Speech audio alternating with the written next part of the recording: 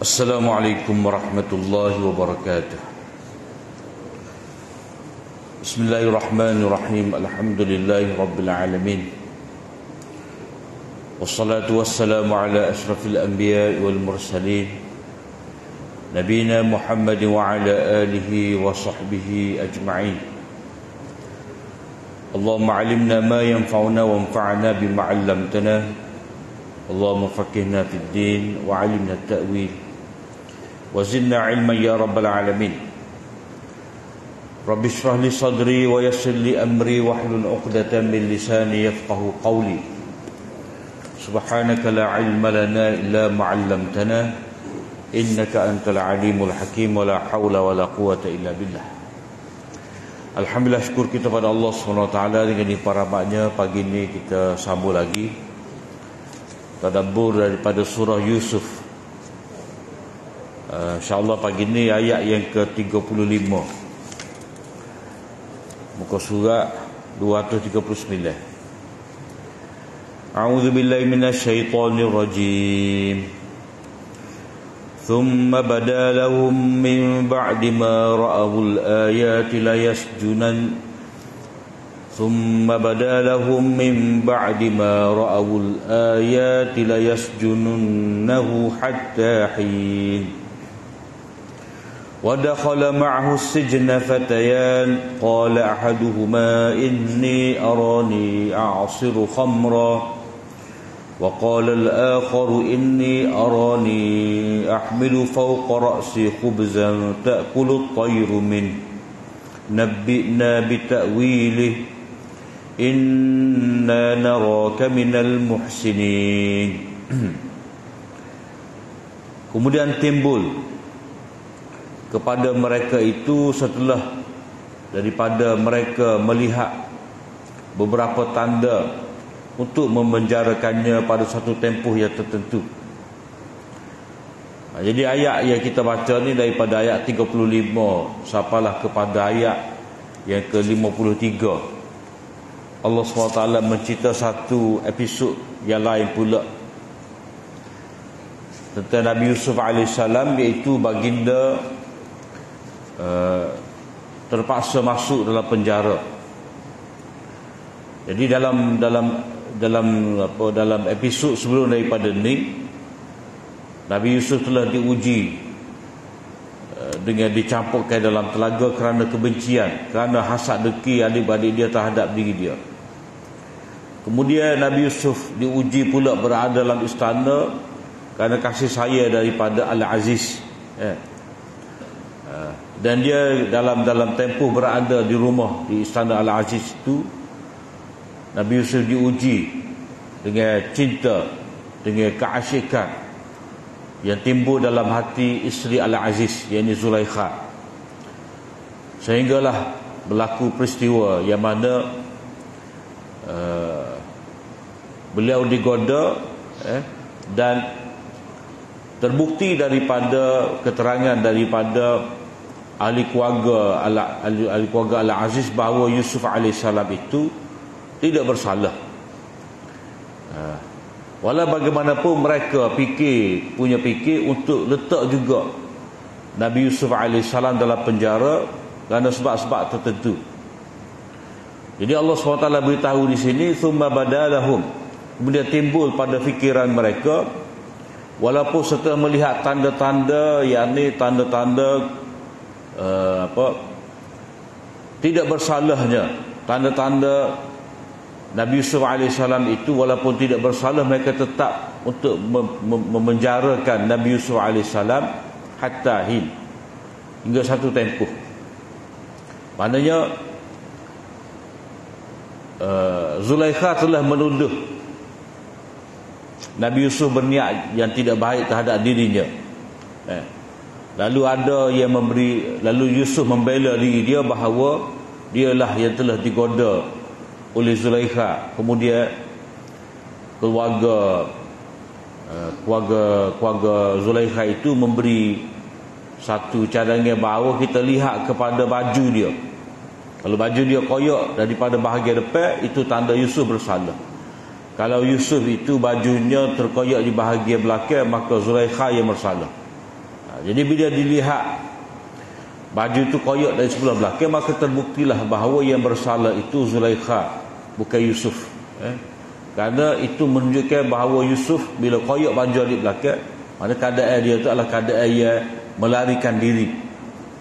Jadi walaupun ada keterangan, ada saksi-saksi, begitu juga keterangan daripada Zulaikha sendiri, dia memberitahu kepada wanita-wanita kota, wanita-wanita besar kota tu, bahawa dialah yang menggoda Yusuf. Jadi ada dua keterangan tu yang menunjukkan kepada bersihnya Yusuf. Ayat maknanya bukti-bukti keterangan bahawa Yusuf itu seorang yang bersih, tidak terlibat dengan kejahatan. Mereka tetap mahu memenjarakannya. Kenapa? Kerana tujuan mereka nak memenjarakan Yusuf ni untuk menenangkan keadaan, supaya kehormatan ataupun maruah keluarga Al-Aziz itu dapat dijaga, supaya tak nampak kesalahan Zulaikha, isteri Al-Aziz. Dan pada ketika tu tak boleh nak buat apalah. Kenapa? Kerana Yusuf AS ni dia bukanlah orang Mesir. Dan dia pula taraf tu taraf orang luar, taraf hamba. Walaupun Al-Aziz itu tidak menganggap Yusuf tu seperti hamba dia, tetapi orang lain menganggap itu adalah hamba dia. Jadi untuk mengelak daripada gambaran yang tidak baik kepada keluarga Al-Aziz, maka orang-orang penting pada waktu itu berpendapat bahawa perlu dipenjarakan Yusuf alaihissalam. Maknanya sekali lagi Yusuf telah dizalimi. Dulu dia dicampurkan dalam tangga kerana dizalimi. Begitu juga Nabi Yusuf dicampurkan dalam penjara dalam keadaan dizalimi juga. Wa dakhala ma'hu sijna fatayan, dan masuk bersamanya ke dalam penjara itu dua orang pemuda. Pemuda ni masuk sekali dengan Yusuf alaihissalam. Dalam kitab Bible ada menyebut kesalahan mereka ni, salah seorang itu kerana dia bubuh racun dalam roti. Waktu tu dia bubuh racun dalam arak yang nak diberikan kepada raja. Itu keterangan daripada Bible lah. Tetapi Al-Quran tidak menyebut kepada kita sebab kepada dua orang pemuda ni masuk penjara. Kerana yang lebih penting adalah apa yang berlaku dalam penjara tu, dua orang pemuda ni bersama dengan Nabi Yusuf. Sebab kita kena tahu apa-apa yang Allah SWT sebut, bila Allah SWT sebut berkenaan dengan cerita Nabi ni, pelak dia berkenaan yang disebut itulah hak penting. Apa yang tidak disebut tu tak payah kita nak cari. Kerana hidayah itu tidak terletak pada benda yang tidak sebut. Hidayah itu terletak pada benda yang disebut. Jadi sebab apa mereka berdua ni masuk dalam penjara, itu bukan persoalan utama yang Allah SWT nak kaitkan dengan cerita Nabi Yusuf alaihissalam. Kalau Allah Ta'ala nak kaitkan di sini adalah Nabi Yusuf itu dilihat sebagai orang yang baik oleh dua orang pemuda, yang mana dua orang pemuda ni bermimpi, dan dia minta Nabi Yusuf alaihissalam menjelaskan kepada mereka berdua cerita mimpi masing-masing. Qala ahaduma, salah seorang itu berkata, aku bermimpi aku perah anggur untuk dijadikan arak. Wa qala al-akharu inni, salah seorang lagi itu pula kata, sesungguhnya aku bermimpi aku membawa di atas kepala aku ni roti. Aku bawa roti di atas kepala aku. Kemudian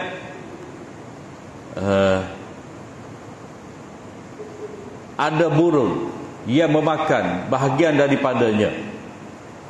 Mana aku pikul roti, roti itu ada yang dimakan oleh burung. Maka Nabi ta'wilih, maka ceritakanlah kepada kami ta'wilan. kepada ketahuilan kepada apa yang berlaku ni. Maknanya benda yang dilihat dalam mimpi ni ada sebab, ada tafsiran dia. Dan untuk menafsirkan mimpi ni dia kena cerita kepada orang-orang tertentu. Sebab apa? Sebab mimpi ni kalau salah ditakwil, maka ia berlaku tu adalah benda yang buruk, benda yang tidak baik. Kenapa? Kerana mimpi ni dia bersifat sebagai isyarat ataupun simbol. Seperti mana ya kita baca di awal surah ni, Nabi Yusuf AS bermimpi dia melihat sebelah bintang sujud pada dia, begitu juga bulan dan matahari. Jadi dia cerita mimpi dia ni kepada ayahnya Nabi Yaqub AS, dan Nabi Yaqub tidak membenarkan baginda menceritakan mimpi ni kepada sesiapa, kepada adik-beradik dia. Sebab apa? Sebab adik-beradik dia ni ada sifat kebencian terhadap diri dia, hasad, maka akan memberi takwilan yang baik, maka boleh menjadi akan berlaku benda yang tidak baik. Inna naraka minal muhsinin, sesungguhnya kami berpendapat bahawa kamu ni sebahagian daripada orang-orang yang baik. Maknanya kami lihat perilaku engkau, akhlak engkau dalam penjara ni bukan seperti mana banduan-banduan yang lain.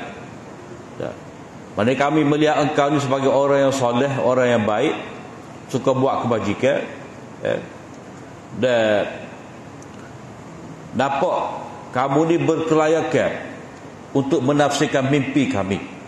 Maknanya kita boleh faham di sini, kalau kita ada mimpi, maka kita ceritalah mimpi kita tu untuk dapat tafsiran daripada orang yang baik-baik, orang yang ada niat yang baik terhadap diri kita. Kalau orang tu ada niat yang tidak baik, seperti mana adik-adik Yusuf tu, maka dia akan memberi tafsiran yang tidak baik. Qala la ya'tikuma ta'am, sesungguhnya qala la ya'tikuma ta'amun turzaqanihi illa nabba'tukuma bita'wilihi qabla an ya'tiyakuma. Nabi Yusuf AS berkata,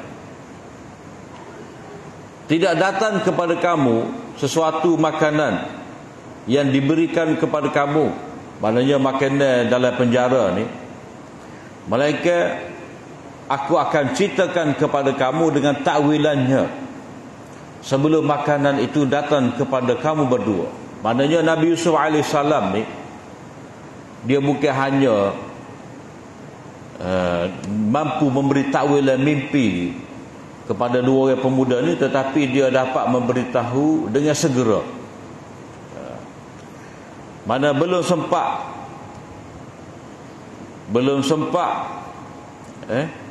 makanan kamu yang kamu akan dapat dalam penjara ni datang kepada kamu, aku terlebih dahulu akan menafsirkan kepada kamu mimpi kamu. Maknanya Nabi Yusuf AS ni seorang yang segera menunaikan hasrat dua orang pemuda tadi. Kemudian sebelum Nabi Yusuf AS menceritakan takwilan kepada mimpi ni, Nabi Yusuf ni mengambil kesempatan atas peluang yang ada ni untuk dia berdakwah.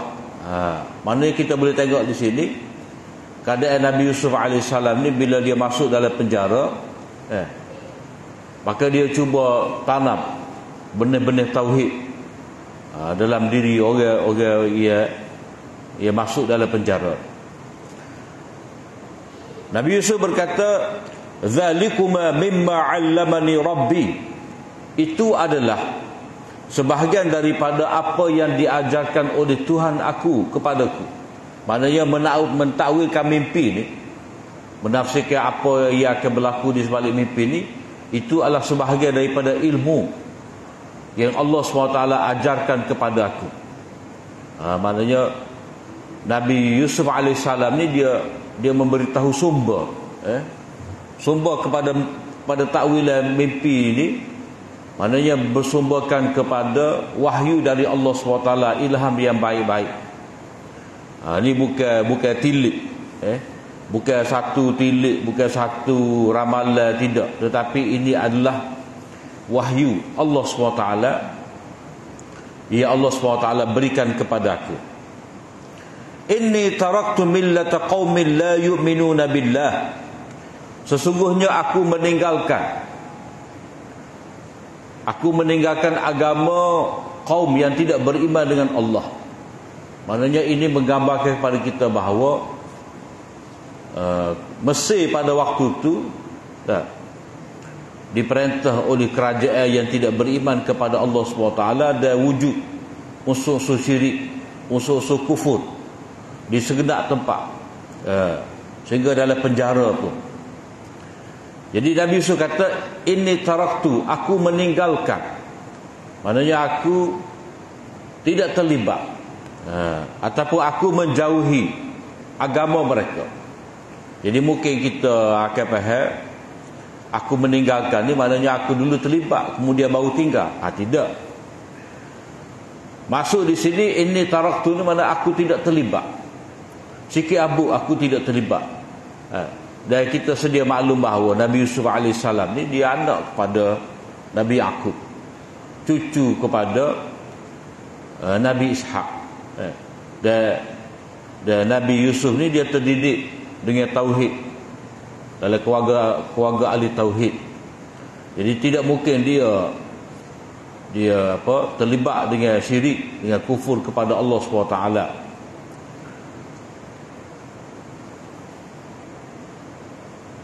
Jadi mereka ya tidak beriman dengan Allah Ta'ala itu, wahum bil akhiratihum kafirun, mereka juga kufur dengan hari akhirat. Maknanya tidak ada terfikir dalam hati mereka tu hari pertemuan dengan Allah SWT. Mereka tidak pernah memikirkan ada pembalasan setiap apa, atas setiap apa yang mereka lakukan. Kenapa? Karena mereka hanya berpendapat bahawa kehidupan ni hanyalah kehidupan dunia. Sebab itulah mereka kufur kepada Allah Ta'ala, mereka syirik kepada Allah Ta'ala, dan mereka tidak percaya pada hari akhirat. Maknanya mereka berbuat sesuka hati, tidak memikirkan akibat yang mereka akan dapat di akhirat nanti. Kemudian setelah daripada Nabi Yusuf AS menyatakan dia tidak terlibat dengan kufur, dia tidak terlibat dengan syirik, maknanya dia sedut menafikan. Mula-mula dia menafikan dia ni terlibat dengan agama syirik, dengan agama kufur. Maka Nabi Yusuf AS mensabitkan, menegaskan, hak dia ikut tu agama gapo.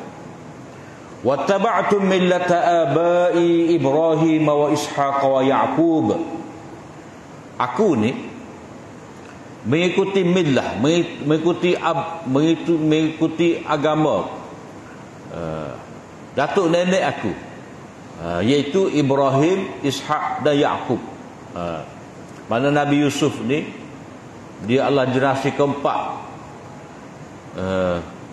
Nabi yang berturut-turut.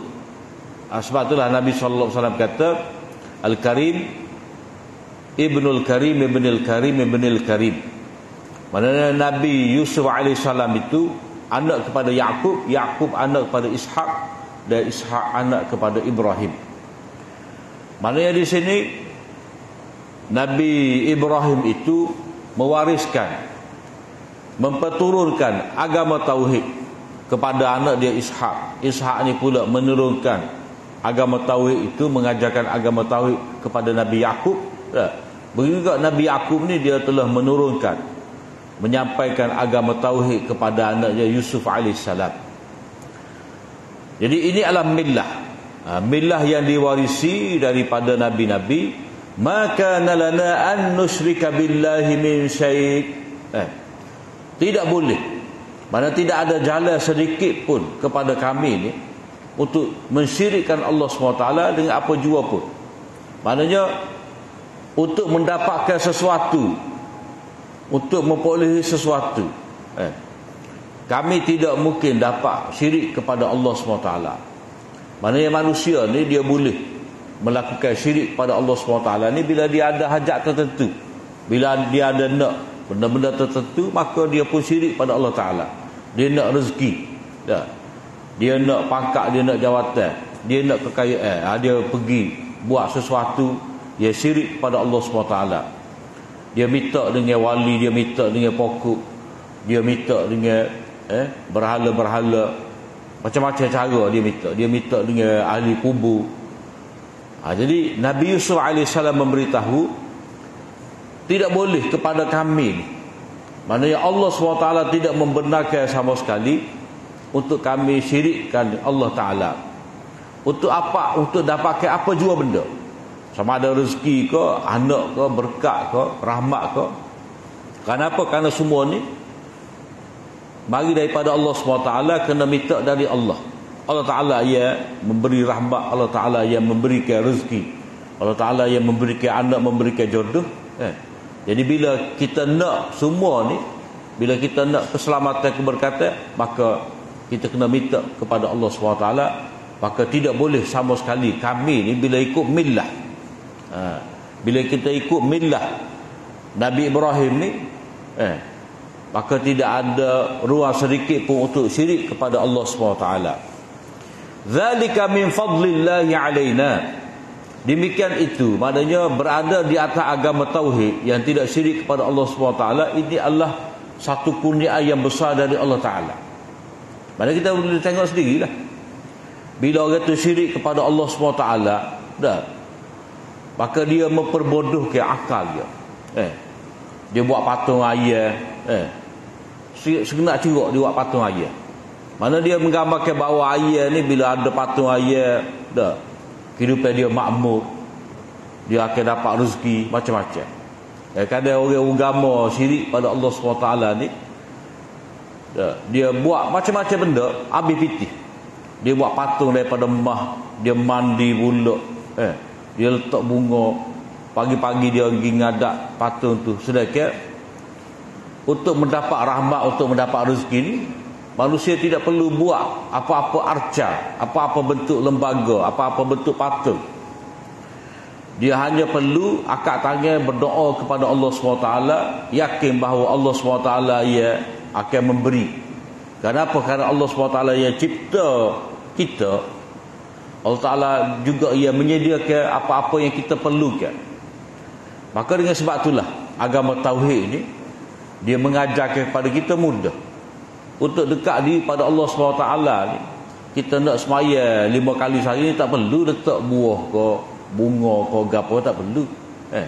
Perlunya kita dengan khuduk, dengan tunduk, dengan khusyuk, dengan merendah diri, dengan mahabbah, dengan sayang, dengan patuh, kita minta kepada Allah SWT.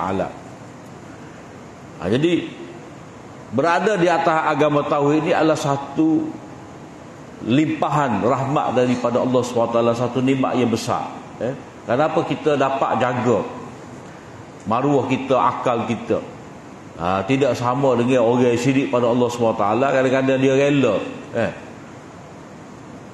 pendeta-pendeta dia tu katak kepala dia dengan wahnya, dengan penyapu, dengan gapo, macam-macam. Kenapa? Kerana Tok Sami dia ni, mereka anggap ada keberkatan, wakil daripada Tuhan. Sedangkan untuk kita dapat rahmat Allah SWT ni, tidak perlu kepada mana-mana pihak, melainkan kita minta terus kepada Allah SWT. Jadi berada di atas agama tauhid ni, limpahan dari rahmat Allah Ta'ala kepada kami, wa 'alan nas, dan juga kurniaan Allah SWT kepada manusia. Maknanya manusia itu Allah SWT memuliakan mereka dengan mereka mendapat rasul-rasul. Allah SWT memimpin manusia, memberikan kemuliaan kepada manusia dengan cara agama, iaitu Allah SWT mengirimkan rasul, menurunkan kitab-kitab, memberi hidayah, memberi panduan. Jadi manusia ni kita boleh tengoklah, kita tengok sendiri. Mana-mana agama ia tidak mengikut agama tauhid, kita akan tengok bagaimana masing sebahagian daripada mereka itu memperhambakan sebahagian lain. Ada bentuk sujud, ada bentuk rukuk, ada bentuk menghina diri. Jadi perbuatan semua ni dalam agama tauhid tidak dibenarkan. Tidak dibenarkan kepada seorang itu untuk sujud, melainkan kepada Allah. Tidak dibenarkan seseorang itu membuat pengorbanan, menyembelih binatang, melainkan dengan menyebut nama Allah. Dan mereka boleh makan sendiri. Tapi kalau agama yang tidak tauhid ini, mereka sembelih binatang, menyeksa binatang, dan mereka mempersembahkan untuk wali, untuk Tuhan. Dan mereka tidak mengambil manfaat sedikit pun. Ini adalah satu bentuk kebodohan. Walakin aktsaran nas la yashkurun. Akan tetapi kebanyakan manusia ini tidak bersyukur. Maknanya agama hak mari dari Allah SWT yang memimpin, memberi hidayah pada manusia, manusia tidak mahu terima, manusia tidak bersyukur dengan nikmat Islam. Mereka tidak mahu menerima Islam. Begitu juga manusia ini ramai yang tidak bersyukur. Yang ini cara bersyukur atas nikmat yang Allah SWT berikan kepada mereka adalah dengan cara mereka mentauhidkan Allah. Orang-orang kafir, orang syirik ni kita boleh tengok cara mereka berterima kasih. Cara mereka berterima kasih tu, mereka sembelih binatang, lalu mereka hanyutkan di laut bagi tanda berterima kasih. Orang Dayak ia sambut hari gawai, macam-macam cara dia buat. Kononnya itu sebagai membalas jasa ruh-ruh yang telah memberi rezeki pada mereka. Padahal kalau kata ia memberi nikmat, yang memberi rezeki ni, dia bukan perlu kepada semua tu. Allah SWT nak daripada kita bila kita bersyukur ni, fasalli li rabbika wanhar. Kita beribadat, sujud kepada Allah SWT, dan kita sembelih korban tu bukan untuk Tuhan. La yanalallahu halumuha wala dima'uha walakin yanaluhu taqwa minkum. Tidak akan sapa. Maknanya Allah Ta'ala taksir kepada darah yang kamu tumpahkan, daging yang kamu sembelih, tetapi hak sapa kepada Allah Ta'ala ni takwa kamu. Jadi Allah SWT nak dengan sembelih binatang itu kamu memberi makan kepada manusia. Itu takwa hak sebenarnya. Jadi manusia ni bila mana dia syirik kepada Allah SWT, mereka tidak mensyukuri nikmat Allah SWT. Mereka tidak bersyukur kepada Allah Ta'ala dengan cara ibadat, tetapi mereka beribadat kepada selain daripada Allah SWT. Kemudian lepas daripada itu,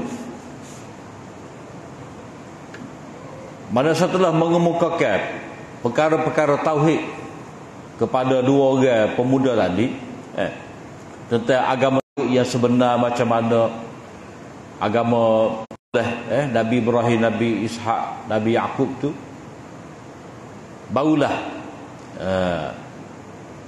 Nabi Yusuf AS ni menceritakan tentang ajakan dia, dakwah dia kepada dua pemuda dengan mengajak mereka berdua ni berfikir.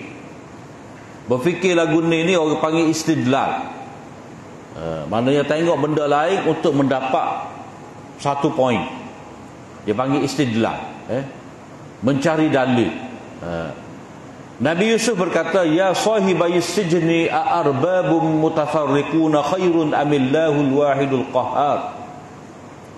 Wahai dua orang teman penjara ni, apakah Tuhan yang berbilang-bilang itu, yang berselerak, lebih baik lagi, ataupun Allah yang esa, yang maha perkasa itu lebih baik? Maknanya Nabi Yusuf AS ni mengajak dua orang pemuda ni berfikir. Maknanya bab tauhid ni, bab kita beragama ni, dia kena bermula dengan berfikir. Kena mikir. Dia tak boleh kata turut pergi dengan gitu, tak boleh. Jadi Nabi Yusuf AS ni, setelah dia mengemukakan hujah-hujah tauhid, tak boleh kita nak syirik. Allah Ta'ala yang memberi nikmat pada kita, kepada dia saja kita bersyukur. Agama ni agama tauhid ni adalah agama Nabi-Nabi yang terdahulu. Tak. Lepas pada tu Nabi Yusuf berkata, kita nak pakai hak mana? Tuhan hak ramai ke, ataupun Tuhan yang berbilah-bilah? Hak mana sebenarnya lebih berkuasa? Hak manakah yang lebih berharap, yang kita lebih berharap? Hak mana so? Cuba fikir. Jadi kalau kita ni, jenis kita ni, kalau kita beli, dah, sebutir kedai tu ada belakang. One stop center. Mana segala-galanya ada situ. Tak payah kita berhenti sini beli sate, pergi depan sekali beli bawang, pergi depan tu pula beli ikan. Jadi banyak laku dengan tuan kedai. Payah lagu tu. Dah. Supaya kita duduk atas dunia ni lah. Duduk negeri kita, mata wang kita. Dah. Masuk negeri orang kena tukar mata wang lain pula. Tak. Pergi negeri ni pula mata wang lain pula. Jadi payah. Payah dia kena pakai satu mata wang saja lebih mudah. Itu pada perkiraan manusia. Sebab itulah orang Eropah dia ada euro. Tak. Mudah. Sebutir euro tu pakai hak tu je. Jadi dari segi konsep ketuhanan ni lagu tu juga sebenarnya. Dia kalau kata nak rezeki kena laku dengan Tuhan ni. Kalau nak rezeki kena buat gini. Tuhan tu pula bahagia jodoh. Kena buat kira lagu lain pula. Tuhan ni pula kerja dia memberi jodoh, memberi anak. Kira lain pula. Maknanya macam-macam Tuhan ni macam-macam ragam, macam-macam kehendak tuntutan dia. Cara ibadat berbeza-beza. Payah lagu tu. Maka sebab itulah Tuhan yang berkuasa ni, Tuhan yang sebenar-benarnya dia berkuasa atas segala sesuatu. Wallahu ala kulli syai'in qadir. Pada dia tu kita boleh minta gapo. Mana sekali akak tangan, sekali kita menyatakan permintaan kita. Tidak kata hari ni dah nak pada benda ni kena pergi sini. Dah kena naik ketik ni. Dah nak benda esok nak benda lain kena pergi ketik ni pula. Habis jajak. Tu payah lagu tu. Maknanya kamu fikir sendiri. Allah Ta'ala yang maha berkuasa ni, dia akan menyelesaikan segala keperluan kamu. Kamu minta dengan dia. Kamu nak gapo? Kamu nak anak, kamu nak rezeki, kamu nak kekayaan, kamu nak rahmat, kamu nak berkat, kamu nak kerja, kamu nak jodoh. Minta dengan dia belakang. Jadi hak mana lebih baik? Jadi manusia ni dia lagu tu sebenarnya. Fitrah dia, maknanya di sini Nabi Yusuf alaihissalam dia berhujah dengan dalil nafsani, mana dalil psikologi. Maknanya manusia ni kalau boleh belaka. Sebab bini kita lah. Bini kita pandai belaka. Masak ngemah, masak tu pula macam-macam cara dia boleh buat. Jahit pun boleh. Senang. Dia belaka. Jadi kalau tak pandai, dia goni tak pandai, goni tu tak pandai, terpaksalah kita cari orang gaji. Dah, cari orang gaji boleh kira lagi, cari bini seorang lagi. Banyak marah lagi. Jadi konsep bersekutu tu adalah satu benda yang sukar diterima oleh fitrah manusia sebenarnya. Dia nak pada satu tu dapat menyelesaikan segala hajat dia. Jadi setelah daripada Nabi Yusuf cerita bahawa Tuhan yang satu itulah lebih baik, lalu Nabi Yusuf meneruskan hujah dia lagi untuk menyatakan kebatilan sembahan selain daripada Allah. Ma ta'buduna min dunihi illa asma'an sammaytumuha antum wa aba'ukum ma anzalallahu biha min sultan. Apa-apa yang kamu sembah, apa-apa yang kamu suruh selain daripada Allah Ta'ala itu tidak lain dan tidak bukan hanyalah nama-nama. Mana kamu cipta, kamu letak nama. Kamu pahak batu, kamu menamakan batu ni dengan nama sekian. Nama tertentu. Batu ni pula dengan ukiran lagu lain, kamu letak nama lain pula. Lalu kamu minta hajat tertentu yang berlainan dengan hajat yang kamu minta daripada berhala yang pertama. Jadi kamu letak di hadapan kamu ni macam-macam berhala yang kamu cipta, nama pun kamu cipta juga. Kamu fikir sendiri bahawa orang ni berhala ni wakil kepada Tuhan dengan nama sekian-sekian. Itu semua adalah rekaan kamu. Kamu yang letak nama. Sedangkan dalam bab tauhid nama ni dia panggil tauhid al-asma' wa sifat. Allah Ta'ala zat yang satu dan dia menamakan diri dia tu dengan nama-nama yang indah. Dia menggambarkan kepada kesempurnaan. Allah Ta'ala zat dia satu. Dah, tapi nama dia berbila. Ar-Rahman, Ar-Rahim, Ar-Razzaq, Al-Latif, Al-Qawi, Al-Aziz, Al-Nafi', Ad-Dar, Al-Wahhab, Ar-Razzaq. Allah Ta'ala ia memiliki nama-nama sebenarnya. Ia banyak nama Allah Ta'ala. Jadi kamu ni mencipta nama-nama dan juga kamu warisi daripada datuk nenek kamu dalam menamakan berhala-berhala ni, lalu kamu minta hajat. Ma anzalallah, sedikit pun Allah SWT, Allah Ta'ala tidak pernah menurunkan berhubung dengan perkara ni, perbuatan mencipta berhala-berhala dengan nama-nama tertentu ni, mana tak ada hujah pun. Allah Ta'ala tidak pernah menurunkan hujah, memberikan kebenaran untuk kamu buat ni. Mana kamu reka sendiri, kamu diperdayakan oleh syaitan, kamu mengikut hawa nafsu kamu, kamu telah menamakan berhala-berhala ni dengan nama tertentu, dengan fungsi tertentu. Inil hukmu illa lillah, sesungguhnya tidak ada keputusan melainkan Allah Ta'ala jua. Maknanya untuk membuat sesuatu perkara ni, dia kena tunggu perintah daripada Allah, keputusan daripada Allah. Allah yang menentukan. Dia panggil tauhid al-hakimiyah. Tauhid al-hakimiyah ni yang boleh menentukan segala sesuatu ni Allah. Baik dalam bab kauni, dan baik dalam bab kejadian alam, maupun dalam bab syarak. Maknanya untuk beribadat kepada Allah SWT, manusia tidak boleh cipta sendiri bentuk ibadat. Tak boleh. Maka sebab itulah Allah SWT menghantar Nabi tunjuk pada kita cara sembahyang. Daripada takbir sampai memberi salat, penentuan cara sembahyang ni, inil hukmu illa lillah, tidak ada hukum.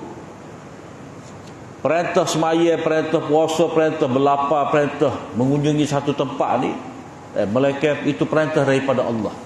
Manusia tak boleh fikir sendiri. Nak beribadat pergi ke satu gua, buat ibadat situ dengan cara dia, tak boleh. Allah Ta'ala telah menetapkan, kalau kita nak pergi satu tempat untuk mengagungkan Allah, satu tempat kita pergi Mekah, tak boleh kita nak pergi tempat-tempat lain, pergi Tarim ke mana ke, kubur Nabi tu ke kubur Nabi ni, tak boleh. Sebab apa? Sebab keputusan untuk menetapkan bentuk ibadat sembahyang dengan bermula dengan takbir, qiyam, baca Fatihah, rukuk, sujud dan seterusnya tu, itu adalah agama yang ditetapkan oleh Allah SWT. Orang lain tak boleh. Nabi pun sebagai penyampai. Nabi sebagai penyampai, maknanya Nabi hurai kepada kita cara sembahyang, itu adalah arahan daripada Allah. Jadi hukum tu maknanya ketetapan undang-undang Allah. Seperti mana Allah Ta'ala yang menentukan perjalanan langit dan bumi, ada pasal surut, ada gerhana, pertukaran siang dan malam, itu adalah keputusan daripada Allah Ta'ala. Begitu juga dalam bab tauhid, dalam bab beribadat pada dia, dia sahaja yang menentukan. Antara hukum Allah Ta'ala yang Allah Ta'ala tetapkan adalah amara alla ta'budu illa iyyah. Dia menetapkan supaya tidak boleh beribadat melainkan kepada dia sahaja. Maknanya pengabdian, ibadat hanya untuk Allah, tidak untuk mana-mana makhluk. Itu hukum ketetapan daripada Allah Ta'ala. Bila buat lagu tu, zalika dinul qayyim, itulah agama lurus. Maknanya khulasah daripada dakwah Nabi Yusuf alaihissalam kepada dua orang pemuda tadi. Pak, aku ajar pada kamu bahawa Allah Ta'ala tu maha berkuasa. Agama tauhid ni agama daripada Allah Ta'ala yang diwarisi daripada Nabi-Nabi. Tidak semua melainkan daripada Allah Ta'ala. Hanya Allah SWT yang dapat memberi manfaat mudarat. Itu adalah agama yang lurus, agama yang benar. Walakinna aktsaran nas la ya'lamun, akan tetapi kebanyakan manusia itu dia tidak mengetahui dengan sebenar-benarnya hakikat agama ni.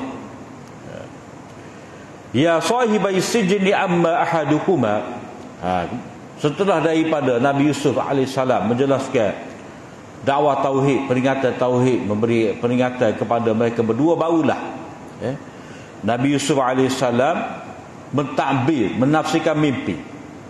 Amma ahadukuma, maka salah seorang daripada kamu ni, maka dia akan berkhidmat kepada tuannya lalu memberikan arak. Maknanya salah seorang daripada kamu ni akan selamat dalam penjara dan dia akan dapat berkhidmat semula untuk raja dia. Maknanya tuduhan yang telah dibuat kepadanya itu tak lekat. Tak lekat dan dia bebaskan.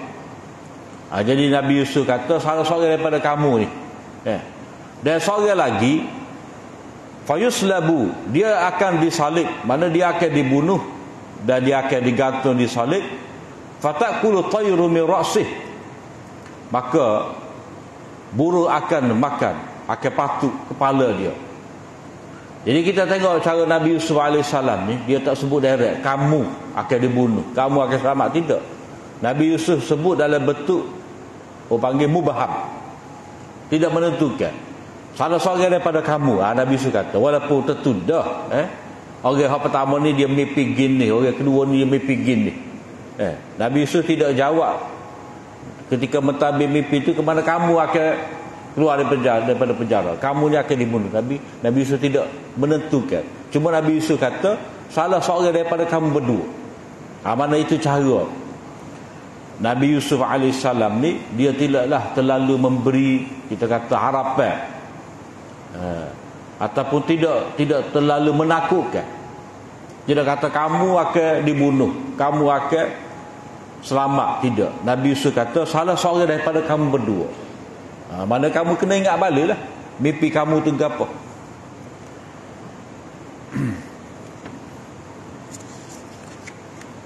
Qudiyal amrul ladzi fihi tastaftiyan. Mana telah diputuskan perkara yang kamu datang bertanya itu. Maknanya apa yang kamu minta aku tafsir tentang mimpi kamu ni, pasti akan berlaku. Maknanya benda tu akan menjadi realiti. Mana tak lama lagi akan berlaku kepada kamu apa yang telah aku tafsirkan kepada kamu. Wa qala lil ladzi dhanna annahu najim minhu madhkurni 'inda rabbik. Maka Nabi Yusuf AS dia pun pesan, dia berkata kepada orang yang dia menyangka bahawa dia akan selamat. Maknanya Nabi Yusuf tu dia kata kepada orang yang bermimpi bahawa dia akan memberi minum, menghidangkan arak ataupun menyediakan minuman arak kepada raja dia. Nabi Yusuf pesan kepada orang tadi, uzkurni inda rabbik.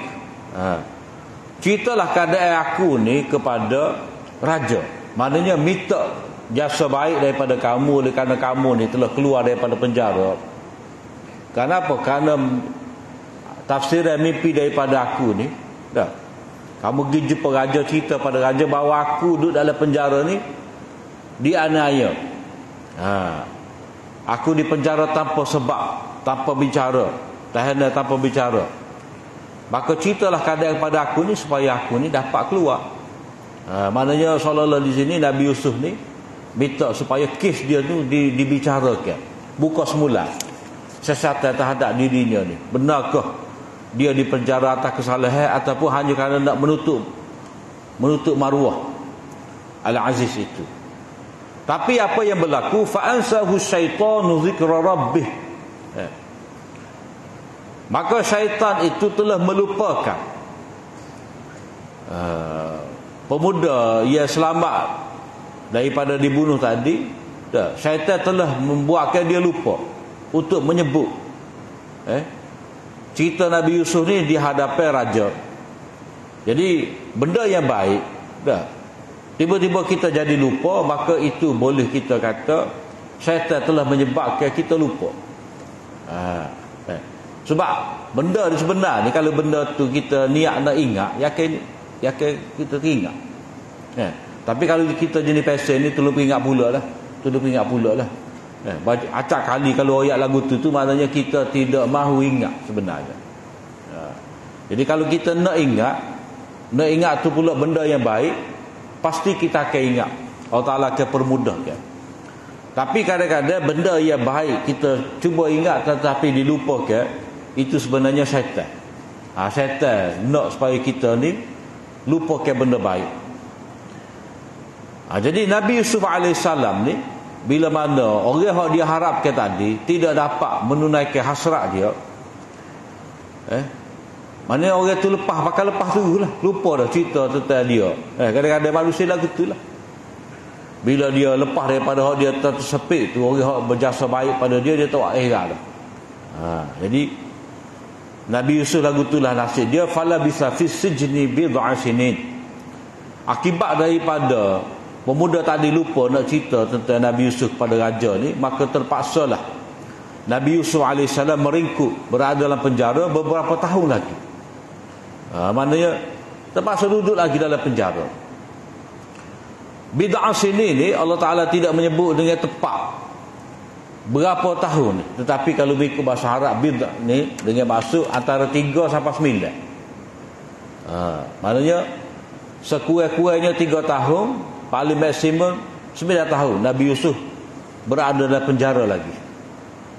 Jadi apa berlaku lagu ni dia ada hikmah dia. Sebab apa? Sebab Allah SWT nak zahirkan kelebihan Nabi Yusuf AS ni, iaitu dia keluar daripada penjara dalam keadaan selamat, bersih, comel, molek, dalam keadaan dia begitu berjasa kepada kerajaan. Jadi bukan semata-mata dia keluar kerana orang belah kasih pada dia, tidak, tetapi dia keluar dengan mendapat penghormatan. Mana dia keluar tu sebab dia macam mana, iaitu Nabi Yusuf AS ni memberi takbir ataupun takwil mimpi kepada raja. Mana raja tu sendiri bermimpi, dan mimpi raja ni tidak dapat ditakwil oleh sesiapa pun. Akhirnya Nabi Yusuf itulah yang berada dalam penjara, dialah yang mentadbirkan mimpi tadi. Maka di situ Nabi Yusuf mendapat kedudukan yang mulia di sisi raja. Jadi itu kita akan baca nanti dalam ayat yang ke-43. Jadi kita berhenti setakat itulah. Apa yang baik dari Allah SWT, salah dan silap daripada kelemahan diri hamba. Aku liqauli hadza wa astaghfirullah li wa lakum. Assalamualaikum warahmatullahi wabarakatuh.